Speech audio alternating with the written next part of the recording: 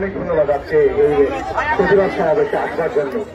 দেবাশিস চক্রবর্তীর কার্টুন যেমন প্রতিদিন আমাদেরকে উদ্বেলিত করেছিল, শক্তি দিয়েছিল, তেমনি ছোট্ট রিয়া গোপের বুকের তাজা রক্ত আমাদের আজকের এই স্বাধীনতার জন্য অনেক অনেক অবদান রেখেছে। সেদিন কিন্তু আমরা কেউ ভাবিনি তাদের ধর্মীয় পরিচয় কি।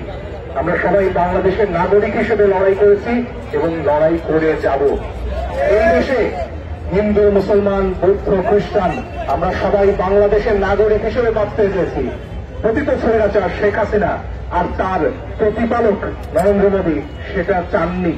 তার বিরুদ্ধে আমরা লড়াই করে আজকে মুক্ত হয়েছি এবং আমাদের এই স্বাধীনতা আমরা বজায় রাখবো। আন্তর্জাতিকভাবে ভিয়েনা কনভেনশন বলে একটা বিষয় আছে, দিল্লি যেন সেটা ভুলে না যায়। আমাদের দূতাবাসে যা হয়েছে সেটা যে কোনো আন্তর্জাতিক আইনে চরম লঙ্ঘন। এই ধরনের কোন ঘটনার পুনরাবৃত্তি বাংলাদেশের মানুষ মুখ বুঝে সহ্য করবে না।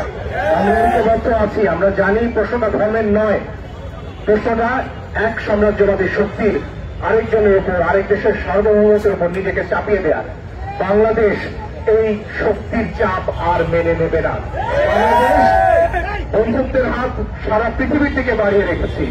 সেই বন্ধুত্বের হাত গ্রহণ করুন। কিছু চাপিয়ে দিতে আমাদের উপর আর আসবেন না দয়া করে। বাংলাদেশ আর সেই বাংলাদেশ নেই যে বাংলাদেশ মুখ বুঝে সব ধরনের অন্যায় চুক্তি সহ্য করবে, মেনে নেবে। নতুন বাংলাদেশের সাথে সমানভাবে সমান মর্যাদার ভিত্তিতে এগিয়ে আসুন। আমরা এখনো প্রস্তুত আপনাদের সাথে বন্ধুত্বের এবং একতার হাত নিয়ে এগিয়ে যেতে। কিন্তু সেখানে যদি বিভেদ ঘটাতে আসেন, বাংলাদেশের মানুষ এই ধরনের ধর্মীয় উস্কানিতে পা দেবে না।